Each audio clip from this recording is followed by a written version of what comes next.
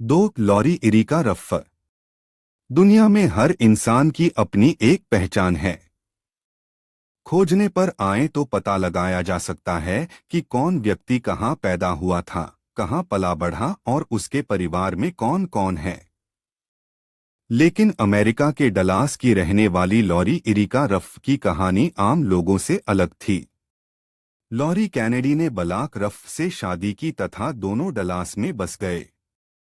काफी सारे मिसकैरेज होने के बाद 2008 में लॉरी ने एक बेटी को जन्म दिया। सब कुछ ठीक चल रहा था कि लॉरी की जिंदगी में अचानक एक तूफान आ गया।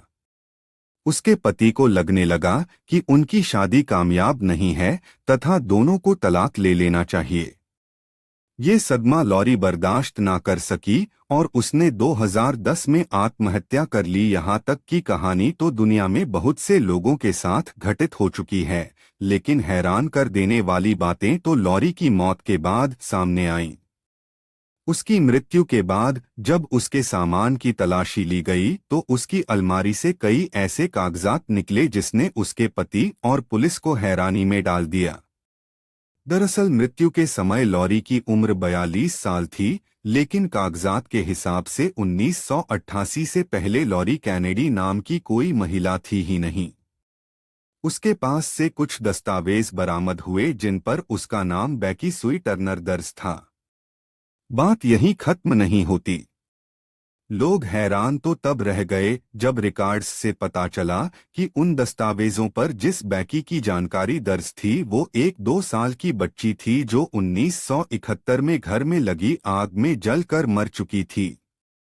अगर बैकी मर चुकी थी फिर लॉरी कौन थी, कहां से आई थी? इन सवालों का जवाब किसी के पास नहीं था। 2016 तक लॉरी पुलिस की फाइलों में एक रहस्यमयी केस बनकर पड़ी रही, लेकिन इसी साल लॉरी के रहस्य से पर्दा उठ गया। लॉरी के केस की तहकीकात कर रहे सोशल सिक्योरिटी एडमिनिस्ट्रेशन के इन्वेस्टिगेटर जॉय विलिंग को 2015 में एक फोन आया। ये फोन न्यूक्लियर फिजिसिस्ट तथा फोरेंसिक जेनेलॉजिस्ट कॉलिन फिट्जपैट्रिक का था। दरअसल 2013 के बाद जब लॉरी की कहानी अखबारों में छपने लगी तब से कॉलिन ऑनलाइन ही इस केस की छानबीन में जुटे हुए थे। कॉलिन ने जॉय को बताया कि उन्होंने लॉरी के डीएनए से उसकी फैमिली हिस्ट्री निकाल ली है, जो फिलाडेल्फिया में रहती है। कॉलिन की बात पर भरोसा कर जॉय जब उनके बताए हुए पते पर पूछताछ करने पहुंचे तो उन्होंने उस परिवार के लोगों को लॉरी का ड्राइविंग लाइसेंस दिखाया जिस पर उसकी फोटो थी। लाइसेंस को देखते ही परिवार के एक सदस्य ने चीखते हुए कहा कि ये तो किम्बरली है। ये लॉरी की मां का परिवार था तथा लॉरी का असली नाम किम्बरली मैकलेन था।